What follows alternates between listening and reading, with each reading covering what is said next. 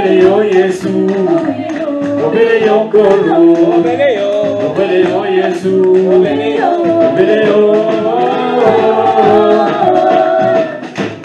Obeleyo Kolo, Obeleyo Yesu, Obeleyo Yesu, Obeleyo Yesu, Obeleyo, Obeleyo Yesu, Kana sindama, Obeleyo Yesu, Obeleyo Yesu, Obeleyo Yesu, Nanga, Obeleyo Kolo, Obeleyo Yesu, Obeleyo Kolo, Obeleyo Yesu, Obeleyo.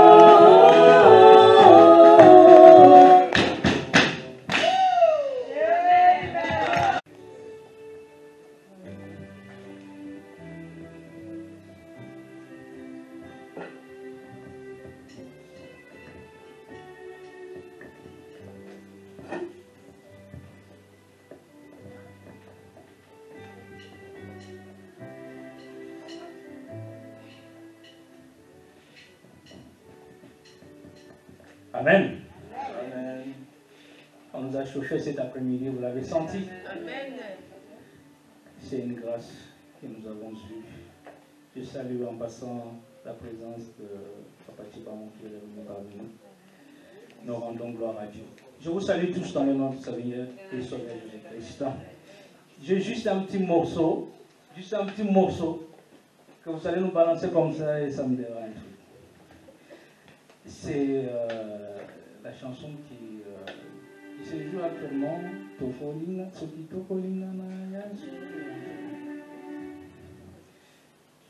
Juste un bout. Juste un bout.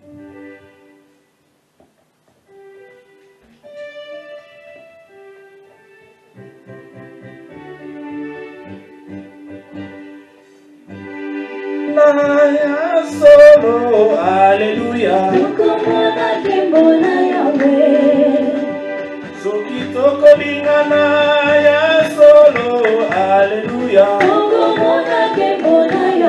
Oh, kembo, kembo, ah, kembo, ah, kembo. Tokomona kembo na Yahweh. Kembo, kembo, ah, kembo, ah, kembo. Oh, tokomona kembo na Yahweh. Soki tokolingana ya solo, alléluia. Tokomona kembo na Yahweh. Soki tokolingana ya solo, alléluia. Tokomona kembo na Yahweh. Ah, kembo, ah, kembo. Oh, tokomona kembo na Yahweh. Amen, amen, amen. Gloire à Dieu. Gloire à Dieu. C'est ainsi dans la maison de l'Éternel.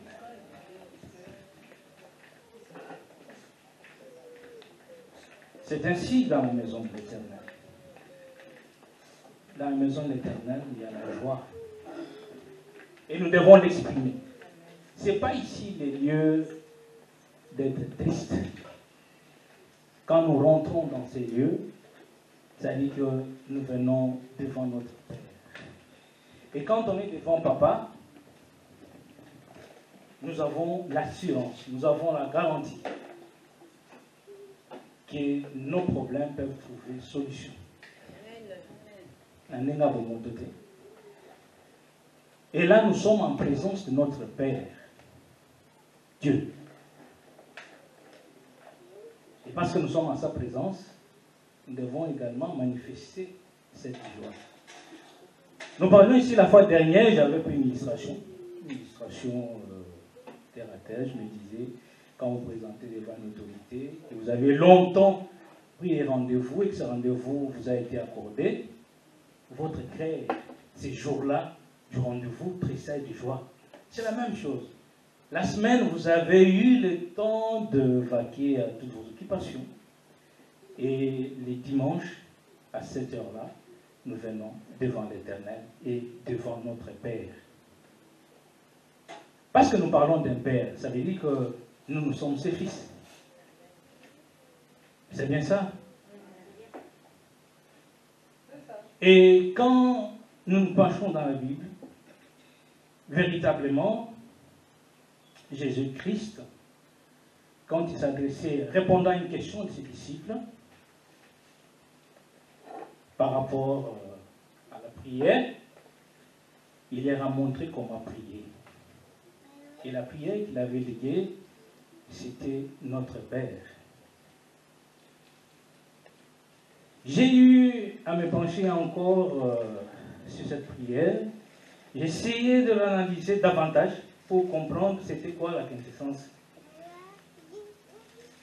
Et ma première constatation était que c'était une prière qu'on ne fait pas seul. Parce que les mots qui sont contenus dans ce texte reflètent une collectivité, c'est une prière d'ensemble. Notre Père, ce n'est pas mon Père, notre Père. Et je vais essayer de la lecture rapidement pour juste une idée. Nous sommes dans Matthieu 6. Matthieu 6, je vais lire le verset 13, jusqu'au verset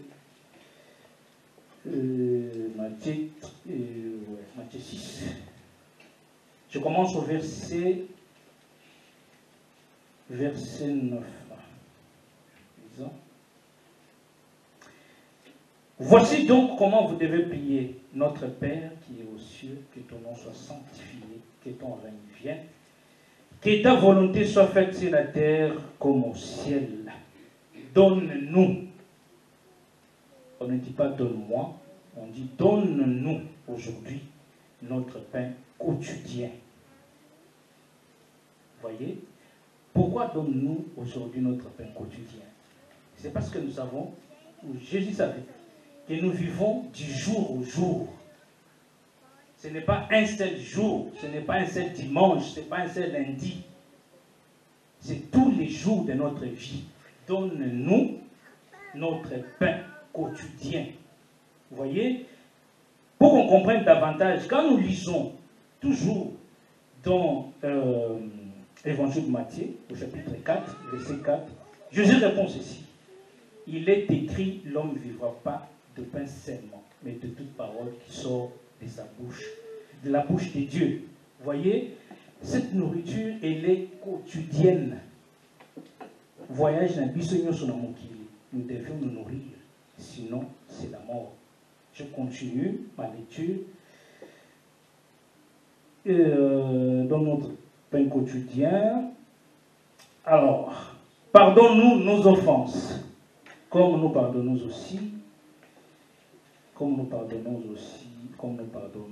à ceux qui nous ont offensés. Ne nous induis pas en tentation, mais délivre-nous du malin. Car c'est à toi qu'appartient dans tous les siècles le règne, la puissance et la gloire. Amen. Cette prière, elle est collective. Quand nous les faisons en collectivité, il y a un secret. Parce que plus haut, quand vous lisez, on nous recommande de rentrer dans notre endroit secret. Nous devons réaliser les termes que nous prononçons. C'est même la chanson que nous venons de lire et que nous venons de chanter tout à l'heure. Soki Tobolingana. Ça doit sortir de notre cœur. Nous devons rentrer en nous-mêmes. Nous devons réaliser ces mots. Comment nous devons exprimer cet amour? C'est un commandement. Mais quand ça se limite seulement à nos lèvres, ça ne peut pas avoir l'effet escompté. Pour que la puissance de Dieu agisse en nous, il faut que nous mesurions l'intensité des mots que nous prononçons. Il faut oublier la carte na biso. Ce n'est pas quel instrument qui nous fasse danser, mais cette joie intérieure que nous exprimons en réalisant les mots que nous prononçons, la puissance de Dieu agit en nous. Dieu ne nous soumet pas à la tentation. Dieu ne tente pas. Parce que quand nous lisons, quand nous pouvons lire dans Jacques, dans son chapitre 1er, verset 13, la parole de Dieu nous dit exactement ceci, que personne, lorsqu'il est tenté, ne dise « c'est Dieu qui me tente », car Dieu ne peut être tenté par le mal, et il ne tente lui-même personne.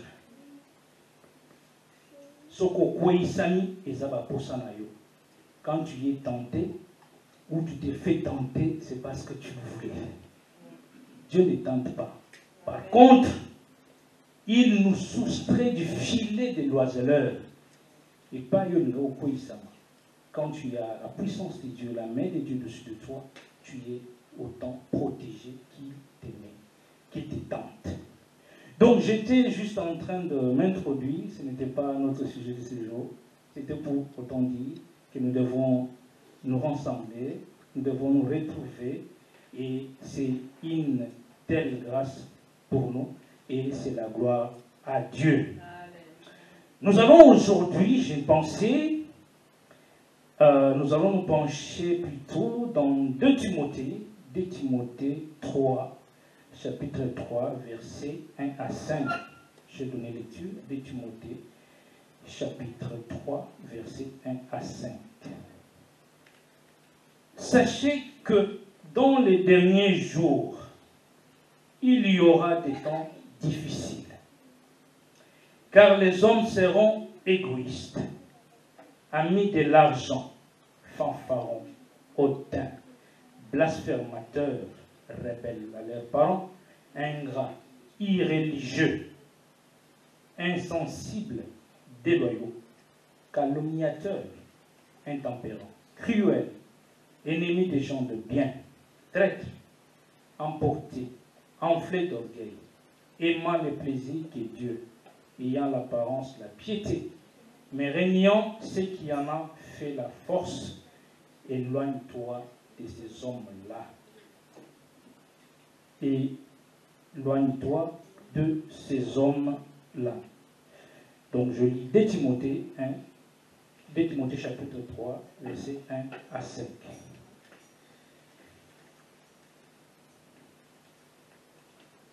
Mes bien-aimés, nous allons prier après cette lecture, afin que la puissance de Dieu puisse nous conduire pendant cette exhortation. Seigneur, merci pour ces moments agréables et précieux que vous nous offrez cet après-midi. Nous sommes convaincus que tu es parmi nous, parce que ta parole autant le dit. Là où 2 ou 3 sont réunis en ton nom, toi tu es parmi eux. Éternel, daigne que ta main puissante et glorieuse puisse opérer. Daigne utiliser, Éternel, que comme un simple instrument, canal par lequel je transmets ce message. Seigneur, que ce message que ton peuple recevra cet après-midi puisse leur conduire dans leur vie quotidienne et opérer dans leur vie. Sois notre Dieu, Saint-Esprit de Dieu, daigne nous assister, nous inspirer, afin que cette pensée ne vienne pas de nous, mais que ce soit ton inspiration et que ta gloire soit effectivement rendue. Merci Seigneur Jésus. Amen. Mes bien-aimés, après que j'ai donné cette lecture, actuellement, au regard des événements fâcheux et des signes que nous vivons, nous conduit à croire au dernier jour. Chaque week-end, presque, depuis qu'on a décrété la vaccination obligatoire qu'on a imposé ou institué les passes sanitaires, il y a des manifestations. Parce que d'aucuns croient que c'est là justement la fin du monde, c'est là l'apocalypse, c'est ça les sauts. ou justement les 6666 pour aller acheter, vendre ou acheter, il faut avoir son vaccin et donc c'est la fin. Ce sont des signaux. Mais aussi, quand nous remarquons ce qui se passe parmi nous, il y a lieu que nous arrivions à conclure qu'effectivement, nous sommes au temps de la fin ou les derniers jours. Mais pour pouvoir compléter ma lecture ou faire une comparaison, pour nous aider à comprendre effectivement la première lecture que je venais de réaliser, nous allons également lire dans Romains chapitre 1er, je vais commencer au verset 29 jusqu'à 31. Romains chapitre 1er, verset 29 à 31. Étant rempli de toute espèce d'injustice, de méchanceté, de cupidité, de malice, plein d'envie, de meurtre, de querelles, de ruses, de malignité, rapporteur, médisant, impie, arrogant, hautain, fanfaron, ingénieux au mal, rebelle à leurs parents, dépourvu d'intelligence, de loyauté, d'affection naturelle, de miséricorde. Vous voyez, quand je compare les deux lectures, il y a une énumération de péchés faits, et ces péchés s'attachent justement aux païens, à ceux qui ne suivent pas Christ, qui n'entendent pas la parole de Dieu. Avec ceux d'hommes qui ont l'apparence de piété, nous pouvons catégoriser ces péchés en 4 caractères. Et nous allons donner une explication par rapport à chaque catégorie. Les 4 premiers caractères énumérés ont en commun de donner la place centrale à moi. Quand on parle du moi, c'est l'égoïsme. Centré sur Ngai, Bongai. Et quand j'observe ce qui se passe dans le monde actuellement, comme je viens de le dire, et en particulier dans notre Congo natal, je suis dégoûté. Vous allez me poser la question, pourquoi dégoûté? Parce que je constate tout simplement que mon pays, comme nous le disons tous les jours, il n'y a pas une rue sans église ou 2 parcelles sans église. Ça veut dire que mon pays est fortement christianisé. Mais ce qui se passe ensuite ne reflète pas Christ. C'est mon constat même. C'est un pays fortement christianisé. Nous avons des grandes églises qui rassemblent les dimanches des milliers de gens. Des milliers de gens qui se rendent. Pas seulement les dimanches, mais même pendant la semaine. Ils ont des cultes de mercredi, donc selon les églises. Ça mobilise suffisamment de gens. Mais ce qui suit ne reflète pas vraiment Christ, qui est notre référence, qui est notre modèle. Tenez, l'égoïsme, l'amour de l'argent, la prétention et l'orgueil ne sont plus considérés comme un péché, mais jugés acceptables par ailleurs. C'est jugé acceptable. D'autre part, quand on impose ses opinions personnelles, ses ambitions, une prospérité à tout prix, et quand on extériorise un comportement prétentieux, ce n'est plus considéré comme un péché, mais bien souvent comme un objectif digne d'efforts à atteindre. Nous disions la fois dernière qu'aujourd'hui, nous acceptons de vivre court mais intense. De vivre court mais intense. Ceux qui sont dans le Congo central ont une illustration pratique et ils parlent de courte joie, de triste mémoire, parce que j'apprenais qu'il était décédé. Je n'avais pas de peur, mais j'ai appris quand même qu'il était décédé. Donc on accepte de vivre court, mais intense, constante. Et chez nous, on l'exprime bien, Bayoka. Quand on est passé, il faut qu'on sente que tel est passé. De part et d'autre, que ce soit pour ceux qui ne suivent pas Christ, que ce soit pour les hommes de Dieu, c'est la même chose. C'est comme ça. C'est la jalousie. Aujourd'hui, comme on nous prêchait le dimanche dernier, les poisons, ce n'est plus un problème. Les poisons, ce n'est plus un problème. C'est-à-dire qu'aujourd'hui, j'apprenais que les poisons pouvaient t'atteindre même à ton passage. C'est-à-dire que si on remarque, c'est comme un guet-apens en fait, mais invisible. Guet-apens, parfois, oui, la personne s'est cachée, mais là, c'est pas un guet-apens, mais un piège. On peut placer les poisons sur ton passage, et pas les granulons, et tu l'as. Vous voyez les degrés de la cruauté que nous exprimons, alors que chaque dimanche, je ne dis pas la majorité, mais un grand nombre se rend à l'église. Donc ici, on peut bien passer par le mal et on justifie ça par le fait que c'est un objectif à atteindre. Pourquoi? Parce qu'on désespère. Ceux qui doivent servir comme modèle les hommes de Dieu, et même sont dans ça. J'ai relevé la fois dernière l'exemple, l'illustration d'un féticheur, toujours dans le Bas-Congo, qui reçoit et les hommes de Dieu et les chanteurs mondains, nos musiciens du monde. Il leur donne justement, je veux dire, la puissance ténèbre, qui n'est pas comparée avec la puissance de notre Dieu, la puissance obscure. Oui.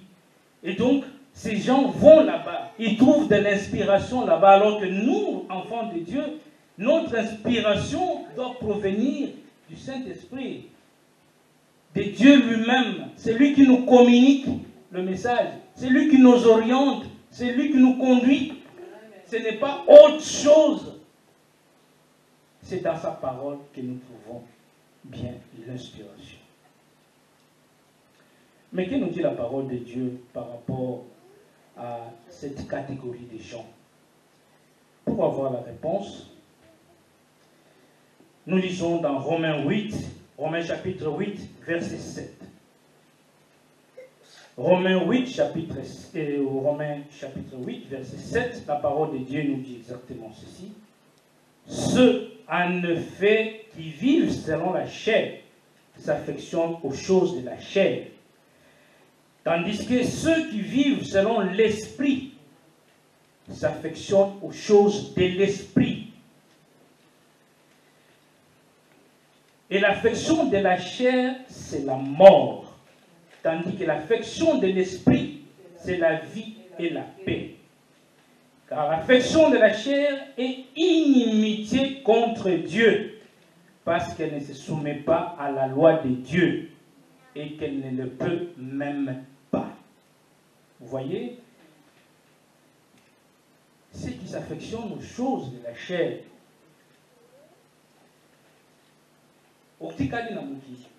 mais nous, la conduite doit se calquer sur la parole de Dieu. Mais le constat aujourd'hui est toujours amer. Parce que souvent on l'exprime simplement. Babandaki na molimo, basuki na nzoto. Il y a plusieurs illustrations autour de nous. Babandaki na molimo, mais basuki na nzoto. Or, l'effort, comme je venais de m'introduire ici, c'est un effort quotidien. Nous devons faire un effort quotidien de demeurer dans la présence de l'Éternel. C'est un exercice. On le répète. Du moment où nous avons choisi cette voie, ce sont des combats qui commencent. On ne peut plus demeurer dans la distraction. Du moment où nous avons choisi cette bonne voie, c'est les débuts. Parce que nous avons dépeuplé un camp pour peupler l'autre camp. Vous voyez? Et donc, nous devons demeurer. Demeurer dans sa présence, c'est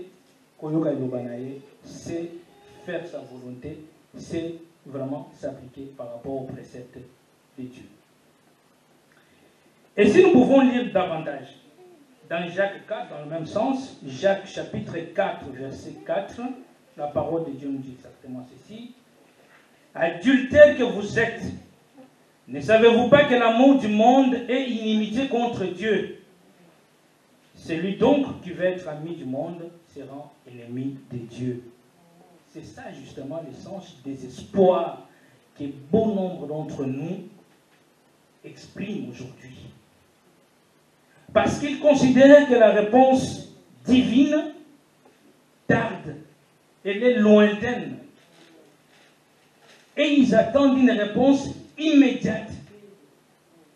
Voilà pourquoi nous, aujourd'hui, quand nous rendons à l'église, nous n'allons pas pour nous, pour sauver nos âmes. Mais nous suivons un nom dans une église à Papa Mbaye. Parce que Moutouana Bikaki. Dans une église, il y a Moutouboye. De cette façon-là, vous ne recevrez pas ce que vous attendez de Dieu. Quand nous avons lu la prière, nous avons dit que ton règne vienne, comme Dieu viendra parmi nous. C'est quand nous nous appliquons, nous, c'est l'effort de chacun d'entre nous.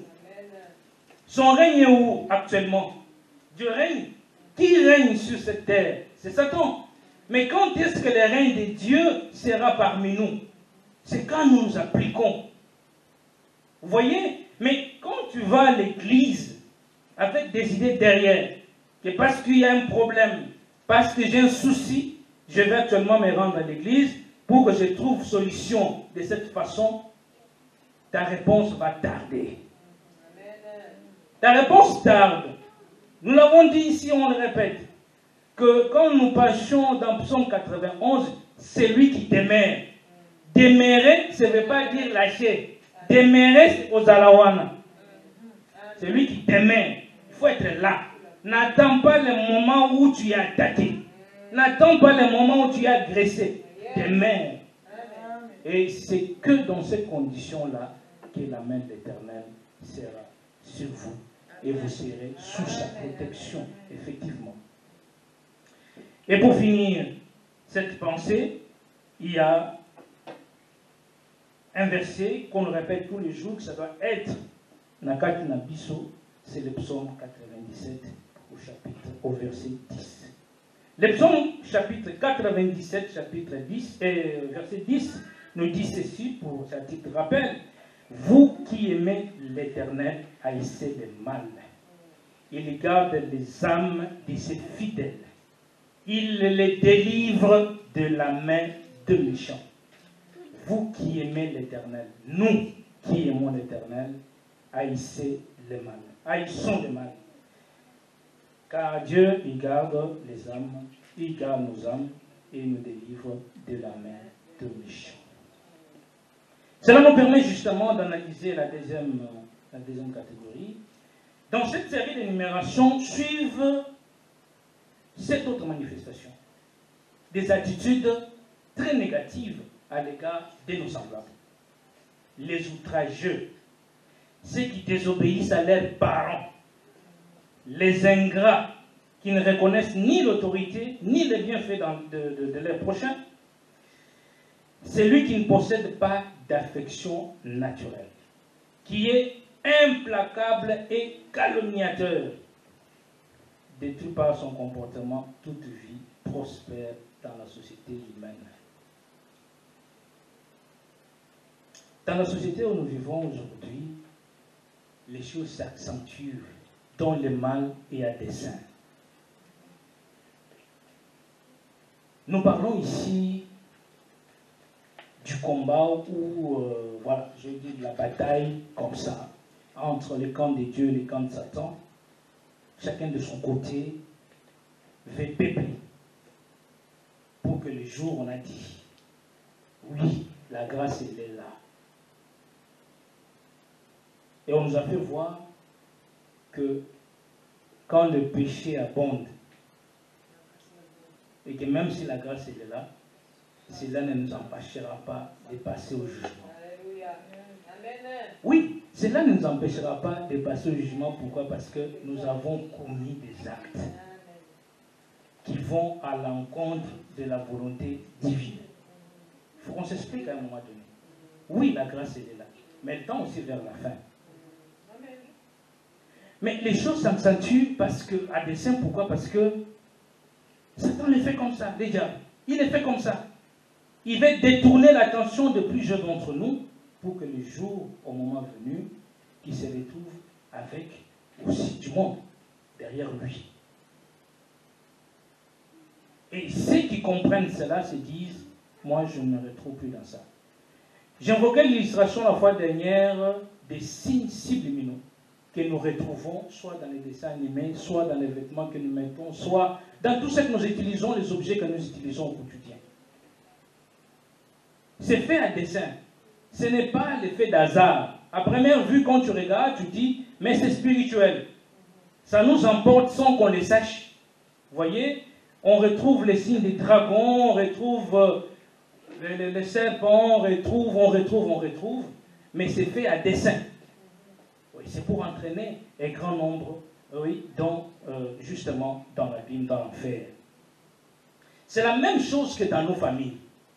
Aujourd'hui, les enfants qui sont devenus irrespectueux, désobéissants et soutenus par, entre guillemets, je dis ça comme ça, mais aussi, c'est parce que c'est aussi l'inattention des parents, quelque part. C'est aussi l'inattention des parents quand nous disons qu'ils sont soutenus par les lois de la République. Mais quand vous penchez dans ce même loi, notamment dans le code de la famille, on attribue l'autorité parentale aux parents. C'est une autorité parentale. Les parents doivent éduquer leurs enfants, doivent les entretenir, doivent les instruire, ainsi de suite. Tant qu'ils sont encore à l'âge de la minorité et à l'âge adulte, s'ils sont à l'université et qu'ils réussissent la condition. Donc, vous voyez que quand vous avez l'obligation d'éduquer, d'entretenir, c'est large.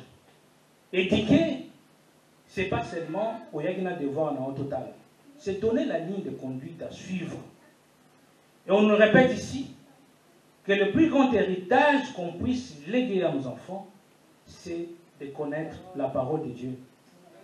Parce que la parole de Dieu est elle-même, Dieu étant la lumière, et sa lumière, sa parole infuse la lumière. Oui. Quand on connaît, quand on s'y penche, on a toutes les connaissances. Je vais même avouer ici. Le temps que j'exploite la Bible, je me suis rendu compte que dans la Bible, il y a une sagesse incomparable. De telle sorte qu'il y a des gens, en connaissant effectivement la Bible, même s'ils ne se sont jamais rendus à l'école, ils s'en sortent. Oui, ils s'en sortent. Quand vous lisez dans Proverbes, vous lisez Ecclésiaste, vous lisez Éphésiens, vous lisez la parole de Dieu, en général, vous avez une sagesse qui vous permet de vous conduire dans la vie quotidienne. Il y a une sagesse énorme. Et donc, vous voyez, le plus grand héritage qu'on puisse léguer aux enfants, c'est la connaissance de la parole de Dieu. Parce qu'en ce moment, l'enfant à qui on tendra des pilules au collège ou au lycée pour dire ceci, c'est pour que tu fasses cela, l'enfant comprendra et dit non, moi, je dois protéger mon corps jusqu'au jour où j'entrerai dans mon mariage. L'enfant à qui on pourra dire ceci puisse trouver une réponse dans la parole de Dieu, que si je le fais, je m'écarterai de la présence de l'Éternel. Et donc, voilà pourquoi je dis, quelque part, on peut attribuer cette responsabilité aux parents parce qu'il y a un laisser-aller. C'est la constatation qu'il y a ici, qu'au dernier jour, les enfants seront irrespectueux. On aura qui désobéiront aux parents, ingrats, qui s'en foutront, on va dire ça, à l'autorité parentale, alors que l'enfant, tant qu'il est encore au domicile des parents, doit avoir l'essence du respect et obéissance.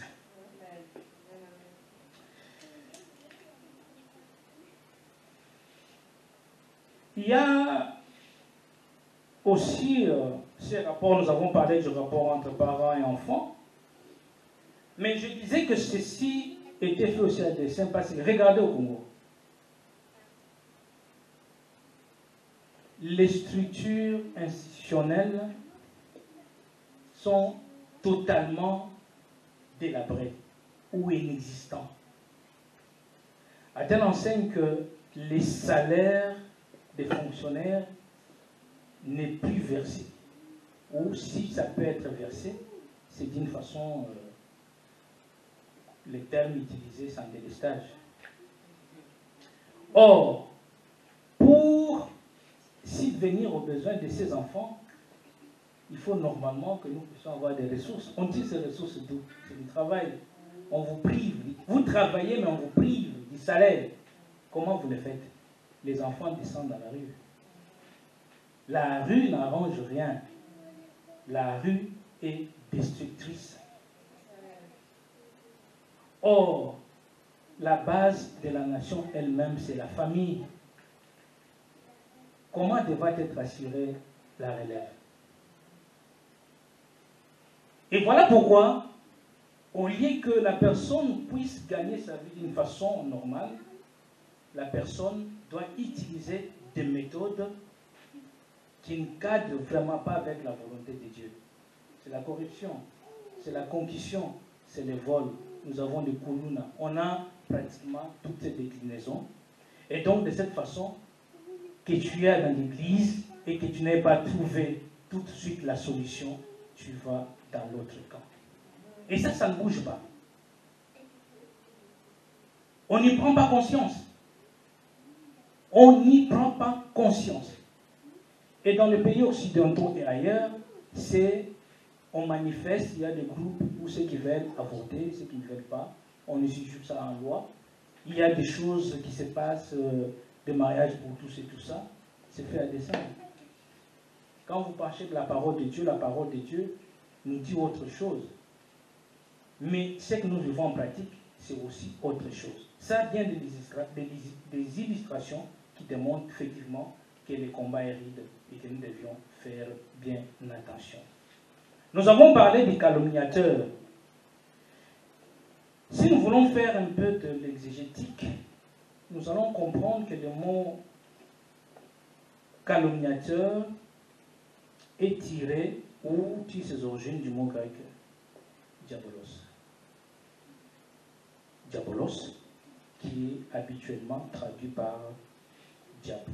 Vous voyez, les calomniateurs, l'accusateur, c'est lui qui a toujours l'habitude de doiter les autres. C'est pas moi, c'est lui qui a fait ça. C'est lui. Les calomniateurs, c'est justement exprime les diables. Les termes sans piété révèlent les caractères vrais de ces personnes. C'est le mépris de la grâce de Dieu. Toutes ces personnes qui vont à l'encontre de la parole de Dieu ne sont pas dans la vraie piété. Ils sont sans piété. Et pour avoir la piété, il faut justement observer le commandement de Dieu ou la parole de Dieu. Dans la troisième catégorie, justement, dans cette série, viennent maintenant 7 autres caractères qui nous montrent le cœur naturel de l'homme dans sa malignité. Le cœur de l'homme est incontinent ou sans retenue. Le cœur de l'homme est cruel, n'aimant pas le bien. Le cœur de l'homme est traître. Le cœur de l'homme est téméraire. C'est à ça qu'on s'accroche. Et c'est aussi ça la voie qu'on a trouvée pour nous distraire. Regardez le théâtre de chez nous aujourd'hui, ça ne nous apprend rien. c'est terre à terre, c'est nul. Mais on s'y accroche. Nos esprits, ça retient notre esprit, nos pensées. Alors qu'on ne tire rien dedans. Il n'y a aucune leçon dedans. C'est dans quel pays là où les gens sont toujours en train de rire, de tout et de rien. On n'a pas le temps à la réflexion. Tous ces kakakaka. Tous ces kakakaka, ils sont retenus. C'est pas normal, à un moment donné, il faut qu'on revienne sur nous-mêmes pour dire maintenant comment il faut qu'on oriente ma vie. Qu'est-ce qui m'attend dans l'avenir? Donc nous disions que le cœur de l'homme est téméraire. Le cœur de l'homme est enflé d'orgueil. Le cœur de l'homme est ami de volupté plutôt que de Dieu. Le cœur de l'homme s'attache à biloko isa satanique plutôt que makambo itali nzambe. Voilà le cœur de l'homme, c'est que ça reflète. Mais ce qui est choquant, c'est qu'il s'agit d'hommes qui se disent chrétiens. Ils se disent chrétiens, comme nous l'avons fait justement ressortir de cette énumération. Ils connaissent le nom de Dieu par leurs parents ou par leur environnement proche. Ils parlent même de Dieu. Ils parlent même au nom de Dieu. Comme certains hommes de Dieu justement. Mais ils se servent tout simplement de la parole de Dieu comme tremplin. La parole de Dieu n'est utilisée que pour atteindre un objectif quelconque, pour satisfaire leurs désirs mondains.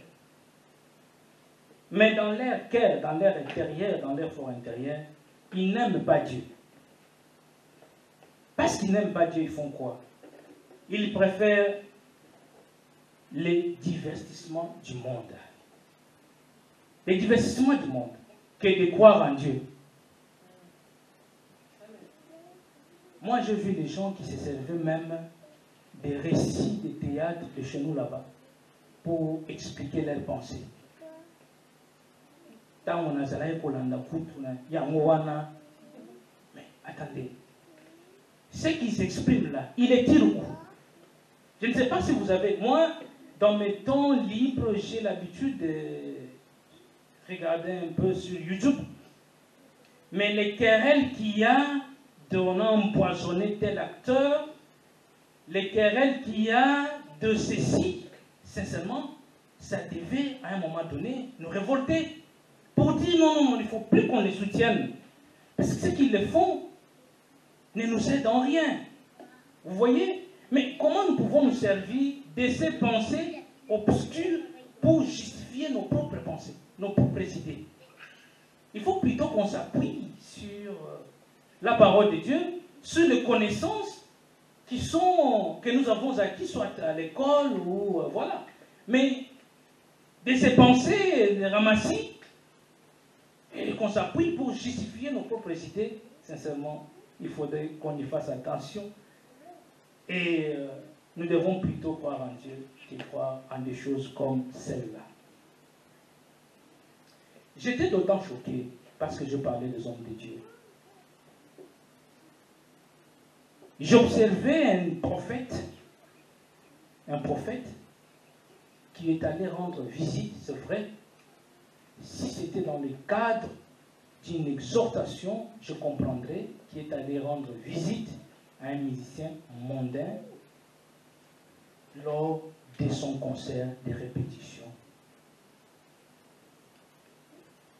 Et son expression en ce moment-là, quand tu lui as posé la question, il dit prophète des nations, n'allez fort.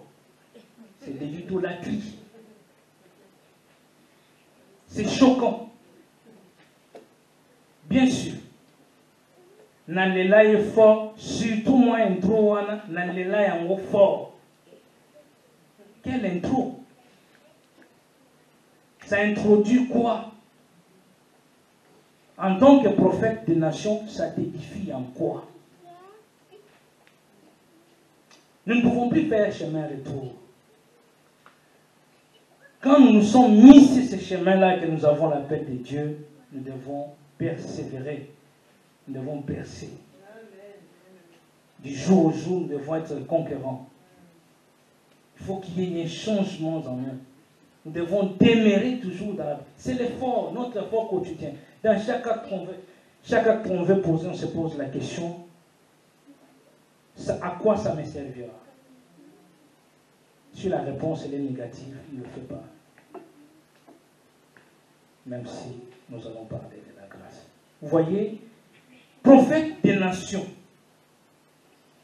qui va rendre visite, je vais encore comprendre, comme nous le faisons ici de maison en maison, nos frères, nos sœurs qui étaient avec nous, qui ne viennent plus, Ndeko, tout ça, pas Ndeko.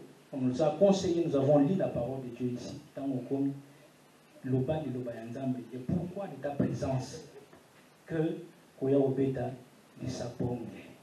Ce n'est pas intéressant. Nous reculons que d'avancer. Et la parole de Dieu en ces propos, quand nous pouvons lire l'évangile de Matthieu, chapitre 7, verset 15, la parole de Dieu nous dit ceci exactement: gardez-vous des faux prophètes. Ils viennent à vous en vêtements de brebis, mais au-dedans, ce sont des loups ravisseurs. 16. Vous les reconnaîtrez à leurs fruits. Cueille-t-on des raisins sur des épines ou des figues sur des chardons? Tout bon arbre porte de bons fruits, mais les mauvais arbres portent de mauvais fruits. Oui, quand nous avons parlé de faux prophètes, ça peut donner un sujet de discussion.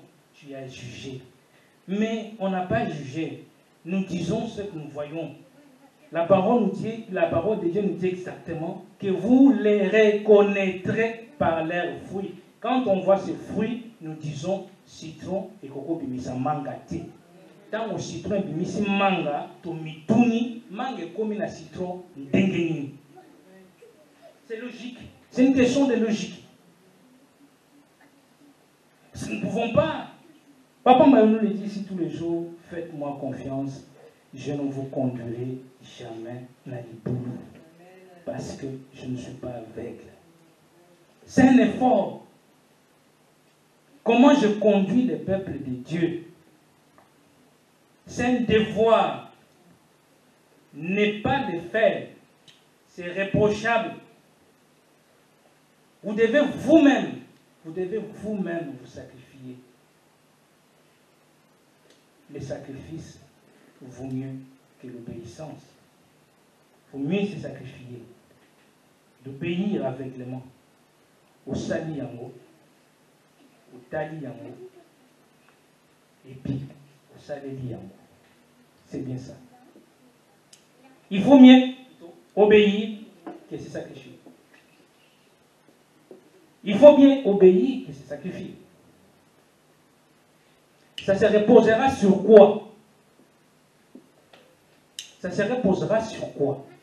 Donc, il faut vraiment regarder ce que nous dicte notre Père. Amen. J'espère que vous êtes avec moi. Donc, tout bon arbre porte de bons fruits, mais les mauvais arbres portent de mauvais fruits. Et donc, voilà l'illustration des gens, des personnes que nous voyons sortir de ces églises qui ne reflètent vraiment pas la grandeur de notre Seigneur. Mais bien aimé, celui qui aime Dieu fait sa volonté, observe ses commandements, pratique ses préceptes. Il y a une chanson que nous avons chantée tout à l'heure. Et dans cette chanson, on a parlé d'Abba Père. Abba, je ne sais pas ce que ça signifie, je ne sais pas si vous connaissez la signification. Ça marque le respect. Abba Père. Les Tata, Musée. Les pères, Oyaza Papa Nabiso. Et ça dit qu'exprimer yango. Quand vous exprimez du respect dans mon tout, c'est-à-dire que vous mettez en pratique ces recommandations. Et c'est ça l'expression de ça. Nous pouvons lire dans Galates 4, Galates chapitre 4, verset 5 à 7, Galates 4, 5 à 7, afin qu'il racheta ceux qui étaient sous la loi, afin que nous récusions l'adoption Et parce que vous êtes fils, Dieu a envoyé dans nos cœurs l'esprit de son Fils, lequel crie Abba Père. Ainsi, tu n'es plus esclave, mais fils. Et si tu es fils, tu es aussi héritier par la grâce de Dieu. La parole de Dieu est nette et claire. Nous n'avons pas à faire autre chose. Respectons la parole de Dieu. Mettons en pratique ces préceptes.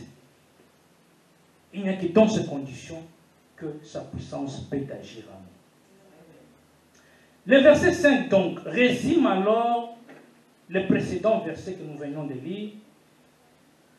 Et dans ce verset 5, on reprend « Ayant la forme de la piété, mais ayant régné la puissance. » Mais bien aimé, seul celui qui est né de nouveau par la foi en l'œuvre rédemptrice de Christ peut connaître la vraie piété. On vient de le dire. Une personne née de nouveau a reçu l'Esprit Saint. Je parie que nombreux d'entre nous sont nés de nouveau. Naître de nouveau, c'est un processus et on l'a fait. Vous avez reçu le baptême par l'eau et ensuite le baptême du Saint-Esprit qui nous donne justement les désirs et la force pour servir Dieu. L'Esprit de Dieu est obligé de dire aux hommes que nous sommes, les hommes des derniers jours, que tout en possédant une force extérieure de piété, il leur manque la force spirituelle intérieure. Il faut réaliser ça.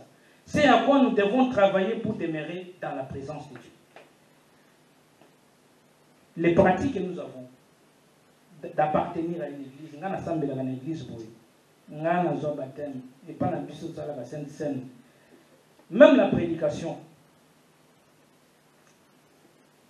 ne peuvent qu'être des formes quand il manque la foi. Quand il n'y a pas la foi, tout ceci demeure extérieur. C'est des formes, des actes. Nous devons intérioriser ces actes. Pourquoi nous les faisons? C'est pour atteindre quel objectif? Et ça, c'est un effort personnel.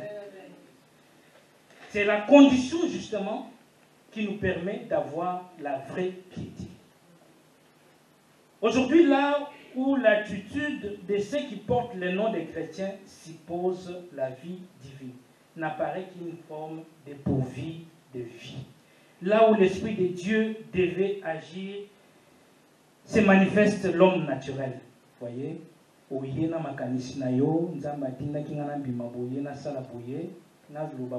Alors que ceux qui sont proches de toi, le même acte, tu ne les as pas fait. Ça, ce n'est pas l'Esprit de Dieu qui agit, ce sont nos pensées qui agissent avec ses passions et ses faiblesses. Pour celui qui veut suivre fidèlement le Christ, notre Seigneur, le servir, qui désire être un vase utile et à la gloire du Maître, il n'existe qu'une seule voie. C'est de se détourner de ces personnes dont nous venons d'énumérer les caractères. Parce que quand nous lisons, nous pouvons lire d'Apocalypse, Apocalypse chapitre 18, verset 4, je vais lire rapidement parce qu'il nous reste 5 minutes. Apocalypse chapitre 18, verset 4. Et j'ai entendu du ciel une autre voix qui disait, sortez du milieu d'elle, mon peuple, afin que vous ne participiez pas à ces péchés et que vous n'ayez point de part à ces flots. Sortez du milieu d'elle. Il faut il y a même une procédure qui nous a été expliquée ici. Tant que nous avons fait la pena pour bengisi ayokite bosololi boyo ayoki kakate bobengi bampaka lingomba expliquer azo comprendre kakate. La parole de Dieu se justifie quand nous lisons Apocalypse 18. Sortez au milieu d'eux. Nous le disons dans un langage courant.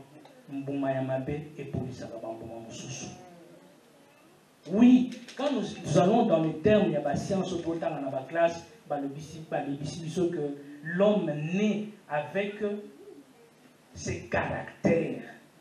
Mais ces caractères qui sont parfois bons, mais la société peut influer sur la personne et changer ses habitudes. Pour ça,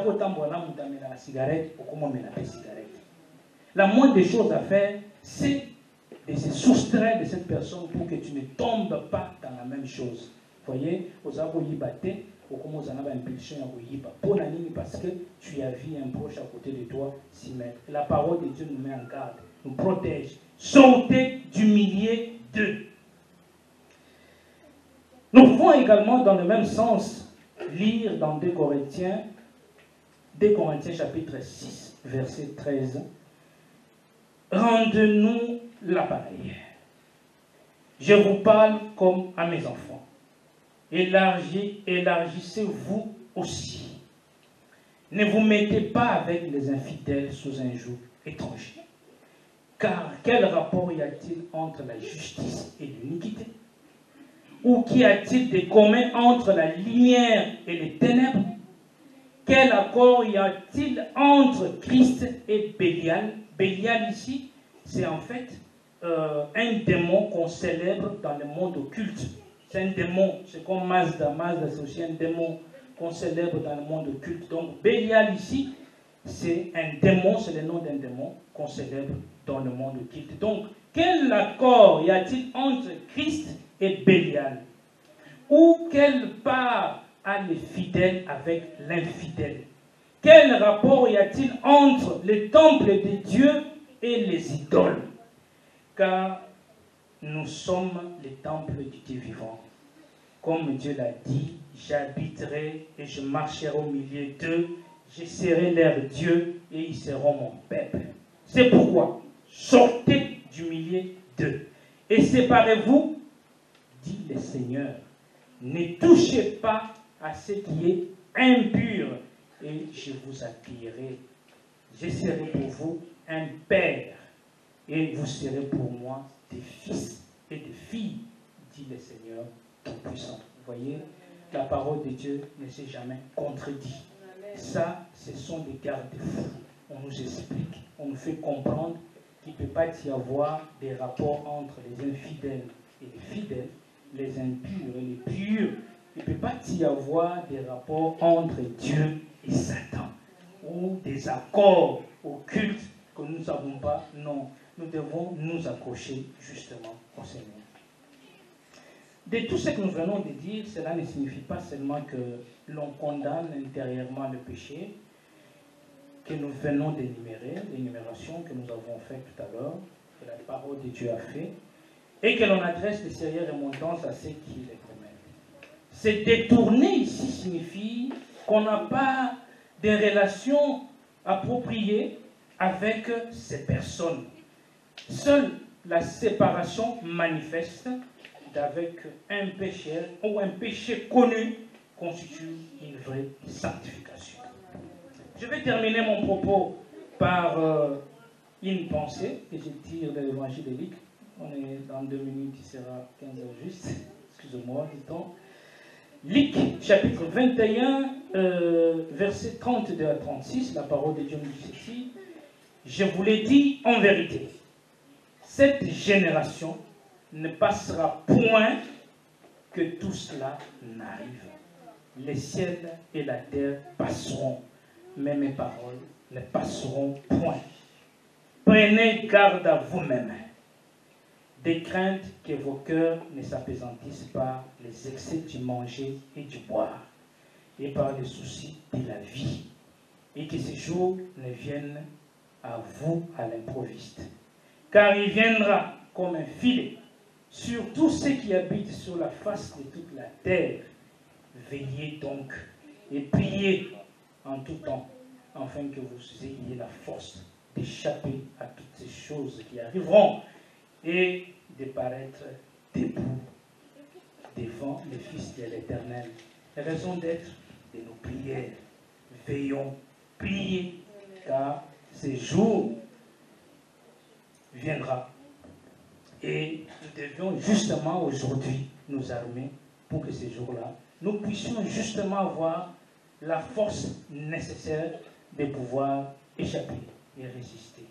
Mais bien aimés, je vous exhorte justement à pouvoir marcher vraiment digne de la volonté de l'Éternel et faire attention à tout acte du quotidien que nous poserons de telle sorte que nous ne puissions pas nous éloigner davantage la présence de l'Éternel, car en ce moment-là, nous devenons davantage vulnérables.